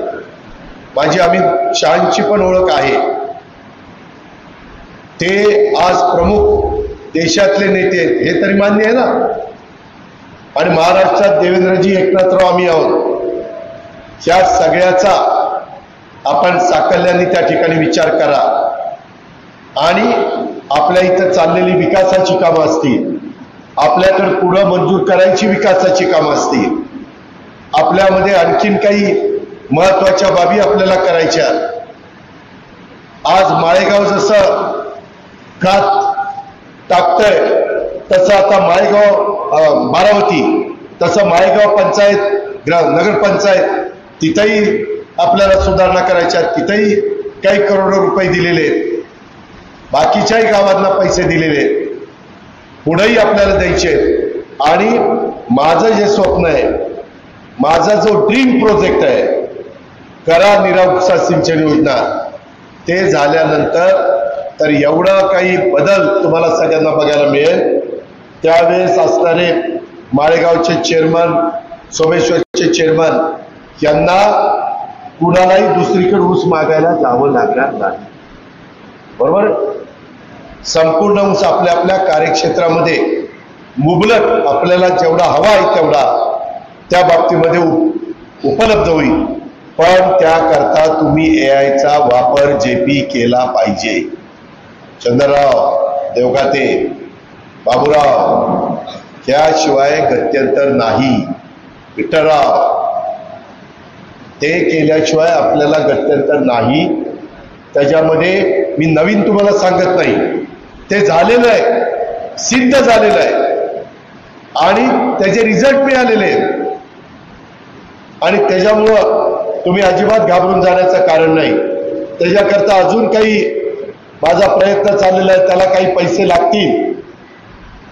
माळेगाव सोमेश्वरच्या परिसरामध्ये इथला सभासद दुसऱ्या कारखान्याला ऊस घालत नाही. माळेगाव सोमेश्वर त्याच्यावर ट्राय पार्टी अग्रीमेंट करून एआयचा वापर करण्याकरता तुमच्याकडे आता 5-7 काय हजार भांडवल लागत असेल तर, सूर्यकांतराव ते नसेल तर मी पुणे जिल्हा मध्यवर्ती सहकारी बँकेला ते पैसे उपलब्ध करून द्यायला लावीन. त्याला रिजनेबल व्याज लावायला लावीन. आणि आपलं टनेज वाढलं, आपली काय बचत झाली खताची आणि पाण्याची, तर आपल्याला पैसे जास्त मिळणारच आहे. त्याच्यावर तिथेही काही अडचण नाही. मी परवाच त्या गोष्टीचा विचार विद्याधर अनासकर आम्ही बसलो असताना त्या ठिकाणी करत होतो. हे म्हणजे जिथं जिथं जे जे काही ह्या सगळ्या गोष्टी राबवत असताना करता येईल ते करील. त्याकरता कधी माळेगावचं इलेक्शन लागेल, आता काही म्हणतात कोण सुप्रीम कोर्टात गेले, कोण काय म्हणतंय, पण लागेल केव्हाही तरी, आता नजीकच लागेल. त्यावेळेस मी पण तुमच्या सगळ्यांच्या समोर येणार. माझ्या तुम्हाला उपयोग असा होईल, मी कारखानाही तुमचा चांगला चालून दाखवेल, भावही चांगला त्या ठिकाणी देईल. कुठं संचालक बोर्डातली लोक गडबड करत असतील, जसं परवा ते काहीतरी कुणाला ठराविक लोकांनाच वाढ दिली, ठराविक लोकांचेच पगारवाढ झाले, लगेच आमचे कामगार तिथे गेले, आता आम्ही उपोषण करणार, तो त्यांचा अधिकार आहे. मला ते कळल्यावर म्हणलं काही करू नका, सगळं थांबवतो. अजिबात कुठलं काही होऊन देत नाही. त्याच्यामध्ये तुमच्याशी चर्चा करतो, मॅनेजमेंटशी चर्चा करतो आणि व्यवहारात जे असेल ते करू. आपण काय बाहेरचे आहे का कामात नाही तुम्ही? मी आहे ना, काय काळजी करू नका. त्यामध्ये इतर तुमचं केंद्रातलं काम असेल तरी आपल्या तिकडे होणार, तुमचं राज्य सरकारचं काम असेल आपल्याकडनं होणार, सहकार खात्याचं काम आहे आपल्याकडनं होणार. तसं इतरांचं नाही ना. या गोष्टीचा विचार करा. काही जण वेगवेगळ्या पुरंदर उपसा जनादेश निधी दिला ना. मग काही मुद्दे पुरंदर उपसाला आपण आधी निधी दिला, त्याचं काम चाललंय. जनाई सिरसाईला आपण निधी त्या ठिकाणी दिलेला आहे. निराकरा प्रस्तावित त्याला आपण निधी म्हणजे पुढच्या कामाला दिलेला आहे. साखर कारखान्यांचा इन्कम टॅक्स हा फक्त आणि फक्त अमित शहांच्यामुळे माफ झाला, नाहीतर तुमचं काही खरं नव्हतं. खरं गेलं किती वर्ष चाललं होतं? नाही किती वर्ष? 20 वर्ष चाललं होतं. 20 वर्ष अनेक राज्यकर्त्यांनी काम केलं, नाही कुणाला करता आलं. केसेस चालल्या होत्या, पण अमित भाईंनी ते समजून घेतलं आणि म्हणलं असा मार्ग काढतो, सगळं माफ करतो, पुढं FRP पेक्षा जास्त भाव दिला तरी कर जर न काढता दिला तर त्यालाही इन्कम टॅक्स लावत नाही. आणि त्यामुळं आज सोमेश्वर माळेगाव जास्त भाव देतात, नाहीतर गेल्या वर्षी 150 पावणे 200 रुपये टनाला इन्कम टॅक्स गेला असता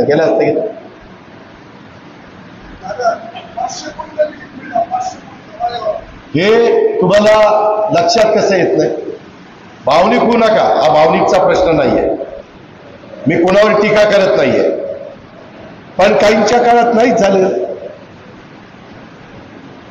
आणि ह्या काळात झालं ते सगळं पूर्णपणे क्लिअर करून टाकलं. पुढची पण अडचण सोडून दिलेली आहे. शेतकऱ्यांच्या करता तरतूद केलेली आहे. साखर निर्यातीचा मोठा निर्णय झाला. तुम्ही दोघांनी साखर निर्यात केली ना? केली का नाही? ते करा, नाहीतर लवकरच साखरेचे भाव जास्त वाढले तर कदाचित पुढचं कॅन्सल करतील, पुन्हा अडचणीत याल.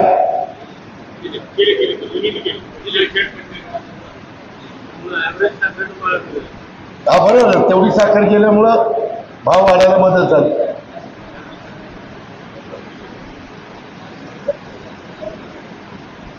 आणि त्याच्यामुळं जो साखरेचा भाव 3300 होता तो एकदम 3800 ला पोहोचला. 500 रुपये पोत्याला वाढले. त्याचा परिणाम आपल्याला दिवाळीला दाखवायचा. म्हणजे आता तर जेवढं शक्य होतं तेवढं दाखवलेलंच आहे, पण बापूराव दिवाळीला पण दिवाळी आपली जोरात झाली पाहिजे. आणि 200 रुपये खोडकी मिळेल त्यावेळेस तुमच्या मशागती वगैरे जूनला लागतात ना पैसे, ते व्यवस्थितपणे झालं पाहिजे. या पद्धतीचं तत्वबा नियोजन केलंय. ही गोष्ट तुम्ही सगळ्या सहकारी मित्रांनी या निमित्तानं ध्यानामध्ये घेतली पाहिजे. आणि माझ्या साखर कारखाना कामगार संघटनेलाही सांगतो की त्या त्रिपक्षीय समितीच्या संदर्भातला आम्ही लवकरच बाकीचे जरा चालढकल करताय, परंतु पुन्हा मी त्यांना सांगतो आणि ते लवकर कसं होईल त्याबद्दलचा प्रयत्न हा निश्चितपणे करण्याचं काम हे आपल्याकडनं होईल. त्याही बद्दलची ग्वाही मी आपल्या सगळ्यांना देतो. त्या 5 वर्षाच्या काळामध्ये आपण सुरुवातीला बाळासाहेब भाऊंना संधी दिली. त्याच्यानंतर बाळासाहेब भाऊ म्हणले आता मला थोडंसं मोकळं करा. नंतर आपण केशवरावांना संधी दिली. अनेक मान्यवरांना आपण व्हाईस चेअरमन म्हणून त्या ठिकाणी संधी दिली. त्यांनी आपापल्या परीनं आपल्या साखर कारखान्याचा भाव चांगला देण्याचा प्रयत्न केला. आज आपल्यापेक्षा माझ्या माहितीप्रमाणे कोल्हापूरचे 1 ते 1.5% जास्त रिकव्हरी आहे. 1 ते 1.5%. त्यांचे भाव 1.5% 450 जास्त पाहिजेत आणि 1% 300-350 रुपये जास्त पाहिजेत. तेवढी रिकव्हरी असती तर आपला भाव 4000 गेला असता. 4000, खोटं नाही सांगा. ते मला काल पण म्हणून ते कसा भाव देता, काय करता म्हणजे येऊन तपासा. काही चुकीचं करत असेल तर दाखवा. जे नियमाने असेल तेच होणार ना. कर्ज काढून भाव यांना देताच येणार नाही, कारण साखर आयुक्त यांचा चेक करतात. FRP पेक्षा जास्त भाव माळेगाव किंवा सोमेश्वरच्या संचालक बोर्डाने केला तर CA ची मदत घेतात. साखर आयुक्त त्यांची टीम लावतात. ते सगळे जमा खर्च पाहतात. साखरेचा स्टॉक किती आहे ते बघतात. इथेनॉलचा स्टॉक किती आहे ते बघतात. RSचा स्टॉक किती आहे ते बघतात. आणि ते सगळं बघून तुमचा मोलॅसिसचा C हेवी किंवा B हेवी त्याचा स्टॉक किती आहे या सगळ्याचं गणित लावून नंतर ते तिथं सही करतात. त्याच्यावर हे काही असं तसं निवडणूक आली म्हणून भाव काढला असं नाही. ही गोष्ट माझ्या माळेगाव सहकारी साखर कारखान्याच्या सुज्ञ सभासदांनी त्या निमित्तानं ध्यानामध्ये घेतली पाहिजे. अशा प्रकारची माझी तुम्हाला आग्रहाची नम्रतेची विनंती या निमित्तानं राहणार आहे. इतर बऱ्याच बाबी बोलण्यासारख्या आहेत, परंतु मलाही पुढं बरीच कामं आहेत. काहींनी निवेदन दिलेली आहेत. जी निवेदनं खूप जणांना वाटतं की अजित पवार आता 6व्यांदा उपमुख्यमंत्री झालाय, पोलीस खात्याची बदली झाली पाहिजे, अमक्याची बदली झाली पाहिजे. बाबांनो, बदल्याला मर्यादा आहे. सगळ्याच बदल्या होणार नाही. कुणावर अन्याय झालेला असेल तो दूर करण्याच्या करता मी माझं सर्वस्व पणाला लावेन. शक्य असेल तेवढं करीन. मी आत्ताच तुम्हाला सांगतो, जीएसटीची बदली मी कुणाची करणार नाही. जीएसटी हे मला काही लाख कोटी रुपये टॅक्स देतं. आता काहींनी तर आखरीतच केलंय, कुशल मला पत्र दिलंय, मी सांगितलेली जीएसटीची बदली केली नाही, परंतु दुसऱ्याची केली, मी कुणाचीच करत नाही. मी एकनाथराव मुख्यमंत्री असताना, पृथ्वीराज बाबा मुख्यमंत्री असताना, आता देवेंद्र फडणवीस मुख्यमंत्री असताना आम्ही जीएसटी कमिशनरला सांगतो, मी आता एक्साइज कमिशनरला पण सांगितलेलं आहे, मी तुमच्या बदल्यांमध्ये हस्तक्षेप करणार नाही. तुम्ही मेरिटची माणसं नेमा, मात्र राज्य सरकारचं एक्साइजचं उत्पन्न आणि जीएसटीचं उत्पन्न वाढवून द्या. आज देशात सगळ्यात जास्त उत्पन्न जीएसटीचं आपल्या राज्याचं आहे. का तर तिथं मी उद्या कुणाच्या तरी सांगण्या वागण्यावरून वशिलाने माणूस तिथं बसवला आणि तिथं काम कमी झालं आणि उत्पन्न कमी पडलं, त्याला जबाबदार कोण? माझ्यावरच येईल ना. त्याच्यामध्ये जीएसटी मध्ये कुठेही तुमच्या नातेवाईकांनी काम केलं तर त्याला पगार तेवढाच आहे, काही अडचण नाहीये. त्याकरता आत्ताच सगळ्याला सांगतोय, एक्साइज आणि जीएसटीचे, एक्साइजचे तुमचे काही इतर काम असतील, नावात बदल असेल किंवा आणखी काही वेगवेगळ्या प्रकारच्या तुम्हाला डिस्टरीच्या गोष्टी असतात ते असेल, काही तक्रारी असतील, इव्हन अन्न नागरी पुरवठा ग्राहक संरक्षण पण माझ्याकडे, स्वस्त धान्याच्या बद्दल कोण काही गडबड करत असेल, धान्य वेळेवर देत नसेल तर त्याही गोष्टी मला सांगा. जे माझ्याकडे डिपार्टमेंट आहे त्याच्यामध्ये योग्य निर्णय घ्यायला मी तसूभर पण लावणार नाही वेळ. पण म्हणून आम्ही गेले, माझ्या वडिलांनी तुमचं काम केलं, मी तुमचं काम करतोय 2-2, 3-3 पिढ्या. अरे तुम्ही 2-2, 3-3 पिढ्या माझं काम केलं, पण मी पण बारामतीला भरभरून दिलेलं आहे. कुठलाही वाहनचा माणूस आला आणि तालुक्यात फिरवा, कुठल्याही तालुक्यात लोक आली की म्हणतात काय राव इथं बदल झाला, आणि मी कुठेही थांबलेलो नाहीये.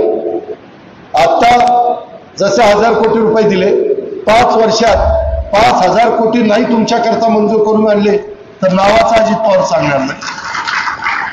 ते मी माझ्याकरता आणत नाही, माझ्या तालुक्याकरता आणतोय, माझ्या जनतेच्या करता आणतोय, माझ्या इथल्या सर्वसामान्य माणसाकरता आणतोय. त्याचा डायरेक्ट इनडायरेक्ट फायदा बारामतीकरांना होतो. प्रत्येकाला मी काम केल्यावरच फायदा होईल असं काही नाहीये. तुम्ही कॅनॉल आपल्या ह्याच्या पाणी वाटप नाही, पाणी वापर संस्था नाही, आपली ह्याची मिटिंग असते ती कालवा सल्लागार समिती. कालवा सल्लागार समितीमध्ये विचारायचा, कुठेही अडचण येऊन दिली नाही. जे माझ्या हातात आहे ते तुम्ही आता पण मला सांगितलंय, जाणायचं, शिरसायचं, पाणी सोडा, हे करा, त्या गोष्टी मी करणारच आहे. पण तुम्ही पण समजून घ्या ना, तिथं आता पण काहीतरी मी पेपरला वाचलं, सोप्यानी डीपीला बंद केला. अरे डीपीला बंद करायचं म्हणजे तिथं डेव्हलपमेंट डीपी आपण मंजूर केलं, हे प्रस्तावित केला, त्याच्याबद्दल आंदोलन. काय चुकलंय ते मला दाखवा ना. चुकीचं असेल दुरुस्त करू. जर 4 पुढाऱ्यांच्याकडे जमिनी जास्त आहेत आणि त्यांच्या जमिनीवर आरक्षण पडलं तर बाकीच्यांना वाईट वाटायचं काही कारण. मी काय हवेत भाजी मंडई करणार नाही, हवेत तिथं मार्केट कमिटी करणार नाही. अरे बारामतीकरांनो, तुम्हाला मी अधिकारवाणीने सांगेन, कधी असे पैसे मिळत नाहीत. बारामती दूध संघाला आत्ता 15 कोटी 31 मार्चच्या आत दिलेत आणि नवीन वर्षात 25 कोटी देणार आहे. 40 कोटीचा पशुखाद्य कारखाना आपण उभा करून देतोय. 1 पैसा देखील दूध संघाचा नाही. आहे पैसा? कधी याच्या आधी झालं? 78 पासून दूध संघ आहे, कधी झालं? विश्वास मार्केट कमिटीला किती पैसे आले? 60 कोटी. कशाला म्हणतात 60 कोटी? कुठल्या मार्केट कमिटीला आले? अरे तुम्हाला परत माझ्यासारखा आमदार मिळूच शकत नाही. माझं काम बोलतं काम. 60 कोटीची आता तिथं मी इमारत करतोय. आमचं झारगडवाडीला जनावरांचा बाजार ते आपण तिथं करतोय.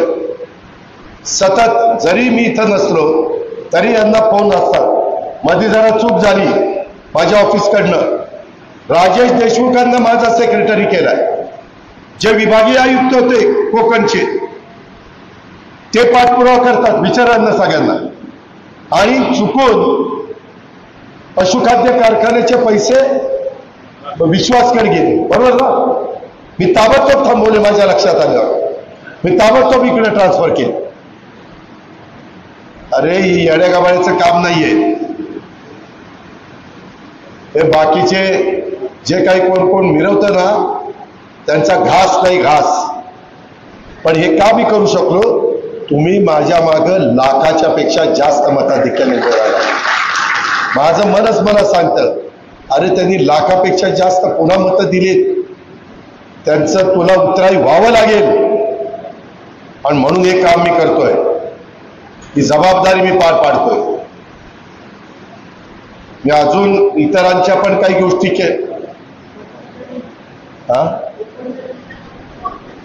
चोपन जमिनीच्या संदर्भामध्ये देखील आम्ही नवीन स्कीम त्या ठिकाणी आणलेली आहे. त्याच्याबद्दल विक्रमराव आमचं आता मला वाटतं राजेंद्र यड्रावकरचा शिरोळ मतदारसंघात मागच्या वर्षीचे पैसे आम्ही दिलेत. काल मला सांगलीची पण लोक भेटली. काही त्या भागात पण जमिनी खूप खराब झालेल्या आहेत. त्याला वेगळ्या पद्धतीचे एक तंत्रज्ञान वापरून आपल्याला ते दुरुस्त करता येतं. परंतु मी सर्व माझ्या शेतकरी बांधवांना सांगेन, आपण AIचा वापर केला AIचा तर तुमच्या जमिनी चोपण होणार नाही. त्याचं कारण असं आहे, ते मशीन तुम्हाला सांगणार आहे की त्याला पाणी किती पाहिजे. आता तुम्ही पाहिजे तेवढं पाणी पार मीठ फुटेपर्यंत पाणी देत आहे, किंवा पुढची पाळी आता 50 दिवसांनी भरकट तिखट भरतो आणि सगळं वाटच लागते.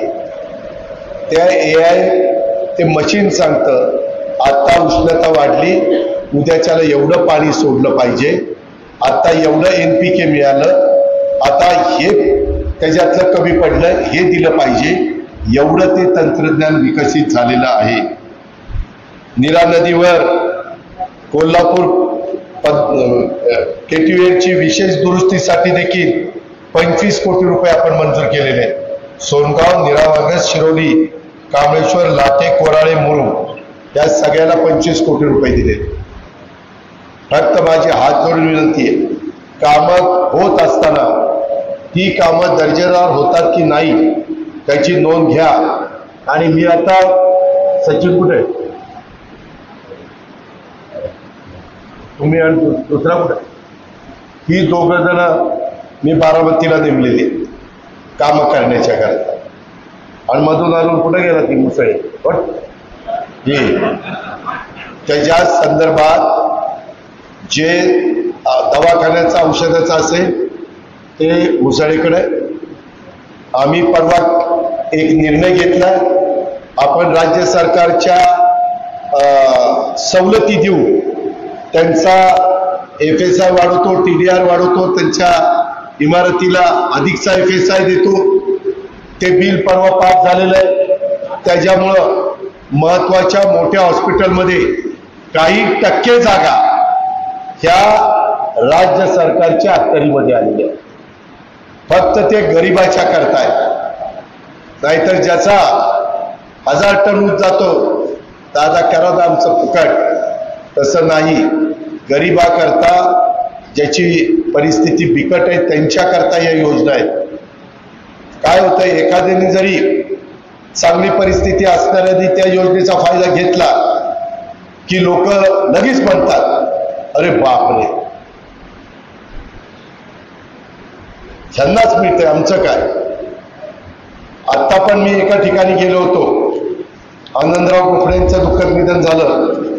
त्यांच्या घरातली दोन्ही मुलं BSc ॲग्री झालेत, आज कामाला लागलेली. एक सून ती देखील ग्रामसेवक आहे, त्यांची मुलगी ती देखील एक जबाबदार तिथं कामाला लागलेली. मेरिटला महत्व आहे, ते सगळे मेरिटवर लागलेले. मुलगी MSc ॲग्री होती, दोन्ही मुलं BSc ॲग्री आहेत आणि हिनं पण सुनेनी पण काहीतरी कोर्स केला. आता जे काही आपण बारामतीमध्ये शिक्षणाचं विद्येचं माहेरघर पुणे, तसं तालुक्याचं विद्येचं माहेरघर तालुक्याचं ठिकाण बारामती आहे. त्याच्या संदर्भामध्ये आता इथं पोपटराव ढवाण पाटील बसलेत.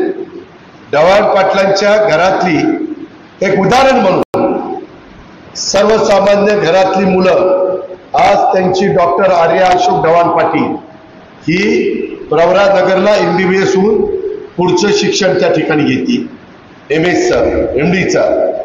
त्याच्यामध्ये प्रशांती शहाजी ढवाण पाटील ही USA ला गेलेली. आज USA मध्ये ही मुलगी आपल्या बारामतीची ढवाण पाटलाची कन्या तिथं काम करते. हा ओंकार रणजित ढवाण पाटील हा लंडन UK ला युनायटेड किंगडमला तिथं त्या ठिकाणी व्हाईस प्रेसिडेंट म्हणून तिथं काम करतो. इथं अनुज रणजित ढवाण पाटील हा युनायटेड स्टेट्स टेक्सास तिथं तो त्या ठिकाणी काम करतो. सगळे शेतकऱ्याच्या कुटुंबातली मुलं आणि मुली आज कुठं कुठं गेली ते बघा. हे उदाहरण आहे. अशी अनेकांची मुलं मुली गेली. हे कशामुळे घडलं? हे शिक्षणामुळे घडलं. हे कशामुळे घडलं? तुम्हाला वेगवेगळ्या प्रकारच्या सोयी सुविधा उपलब्ध झाल्या म्हणून घडलं. एवढ्यावरच नाही, त्याच्यामध्ये अस्मिता अनिल गणपतराव ढवाण पाटील ही वेस्ट जर्मनीला गेली आहे आणि सुशांत अनिल गणपतराव ढवाण पाटील हा स्वित्झर्लंडला गेला आहे. नितीन हौसेराव शिपलकर पाटील हा ऑस्ट्रेलियाला गेलेला आहे. ही सगळी फोटो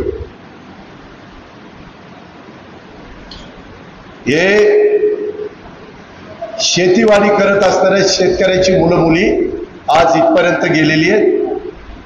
आज उद्याच्याला तुमची पण सगळ्यांची तशा पद्धतीनं गेली पाहिजे, अशा पद्धतीचा प्रयत्न करा. त्याच्याकरता इन्फ्रास्ट्रक्चर उभं करण्याचं काम माझं. मला सांगा दादा इथं ह्या असुविधा आहेत, मी ती सुविधा देण्याचं काम करेन. दादा तुम्ही हे दिलंय पण त्याचा नीट वापर केला जात नाही. तुम्ही माझे या ऑफिसला लोक बसतात त्यांचं त्या ठिकाणी त्यांना सांगण्याचं काम करा. मी काही लोक बारामतीत ठेवलेत, काही पुण्यामध्ये ठेवलेत, काही नागपूरला ठेवलेत आणि काही मुंबईला ठेवलेत. मी यावेळेस माझा उपमुख्यमंत्री पदाचा स्टाफ मोठा आणि पाठपुरावा करायला हे स्वतः राजेश देशमुख आहेत आणि त्यांनी कलेक्टर म्हणून काम केलेलं असल्यामुळं त्यांना बऱ्याच गोष्टी बारकाईने माहिती आहेत. ते मला म्हणाले दादा महिना दीड महिन्यांनी माझी पण चक्कर बारामतीत होईल आणि अधिकाऱ्यांना सांगितलं कोणी काही केलं नाही तर ते मला सांगणार की हे अधिकारी ऐकत नाही. मग त्याला कसं ऐकवायचं ते मी बघितलं. ती काळजी तुम्ही करू नका. पण आपलं काम हे सगळीकडचं, पुणे जिल्ह्याचं पण, पुणे शहराचं पण, पिंपरी चिंचवडचं पण, माझ्यावर आता बीडची जबाबदारी आहे. बीडला मी आता विमानतळ त्या ठिकाणी करतोय. बीडला अनेक गोष्टी मी त्या बाबतीमध्ये करतोय. जी जबाबदारी आपल्यावर टाकलेली असेल तिथं लोकांनी पुढं नावच घेतलं पाहिजे की खरंच ह्यांच्या काळामध्ये काम झालं. अशा पद्धतीनं आपण आपली कामकाजाची रूपरेषा ठरवून पुढं जायचं ठरवलेलं आहे. पुढं आपण जातोय. माझी तुम्हाला सगळ्यांना आग्रहाची विनंती आहे की या सगळ्याच्या संदर्भात आज जी काही निवेदन दिलेली आहेत त्याही बाबतीमध्ये मी लक्ष त्या ठिकाणी घालीन. आज आपल्या माळेगाव सहकारी साखर कारखान्याला पण BSIचा पुरस्कार मिळाला, बरोबर आहे. नंतर आत्ता परवा तुम्ही वाचला असेल राष्ट्रीय उत्कृष्ट कार्यक्षमता सोमेश्वर सहकारी साखर कारखान्याला राज्याचा मिळाला उत्कृष्ट कोजन म्हणून आणि देशाचा मिळाला उत्कृष्ट कार्यक्षमता राष्ट्रीय पुरस्कार. हे काही वशिल्याने दिले नाही, हे कामातनं दिले गेले. हे सोमेश्वर माळेगावचं काम चांगलं आहे त्याच्याकरता मिळालेले पुरस्कार. नाहीतर म्हणाल दादा उपमुख्यमंत्री म्हणून दादानेच दिले असते, मी दिलेले नाही. हे राष्ट्रीय उत्कृष्ट कार्यक्षमता पुरस्कार हा भारताच्या लेवलला दिला जातो. आणि VSIचे पुरस्कार तर तुम्हाला माहितीच आहे. ते VSI त्याला हे लावतं, मार्क्स देतं की ह्याला किती मार्क्स, त्याला किती मार्क्स, आणि त्याच्यामध्ये ते त्या ठिकाणी घेत असतं. या गोष्टीची पण नोंद आपण सर्व सहकारी मित्रांनी त्या निमित्तानं घ्यावी. पुढं आता कसं जायचं, काय जायचं, त्याच्या संदर्भामध्ये मी तुमच्या काही सूचना असल्या तर बाळासाहेब तुम्ही येतात, केशवराव तुम्ही येतात, माळेगावचे संबंधित मदनराव तुम्ही येतात, सगळ्यांनी काही उपयुक्त सूचना करा. त्याच्यातनं कुणाला रिपीट करायचं, कुणाला नवीनला संधी द्यायची, पण अतिशय जो आपली परंपरा भावाच्या बाबतीमध्ये राज्यामध्ये पहिल्या क्रमांकाचा भाव देण्याची जी आपल्या दोन्ही कारखान्यांनी जोपासलेली आहे ती पुढं पण 5 वर्ष आपल्याला जोपासायची. त्याकरता तुमच्या सगळ्यांच्या पाठिंब्याची गरज, तुमच्या सगळ्यांच्या पवित्र मताची गरज, तुमच्या सहकार्याची गरज. कारण मी किती चांगलं काम करायचं ठरवलं तर तुम्ही जोपर्यंत माझ्या पाठीशी उभं राहणार नाही, तुम्ही जोपर्यंत सहकार्य करणार नाही, पुढं किती पॅनल होतील काही माहिती नाही. वेगवेगळे जरा वेगवेगळ्या पद्धतीनं विचार करतात, परंतु तुम्हाला प्रपंचाचा विचार करायचा आहे.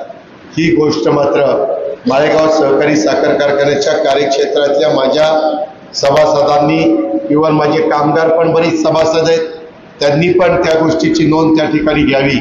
आणि ज्यांचा राजकारणाशी संबंध नाही परंतु इमारतीद्वारे शेतीवाडी करतायत, त्यांना AIचं तंत्रज्ञान देण्याच्या करता आणि बाकीच्या सगळ्या अडचणी दूर करण्याच्या करता तुम्ही आजपर्यंत मला जशी साथ देत आलेला आहात तशी उद्याच्याही काळामध्ये तुम्ही साथ द्यावी, अशा प्रकारची आग्रहाची, नम्रतेची, कळकळीची विनंती करतो. पुन्हा एकदा युगपुरुष छत्रपती शिवाजी महाराजांचा जे अश्वारूढ पुतळ्याचं काम झालं त्याबद्दल केशवराव, त्यांचा संपूर्ण संचालक बोर्ड यांना धन्यवाद देतो आणि आपल्या सगळ्यांची रजा घेतो. जय हिंद, जय महाराज.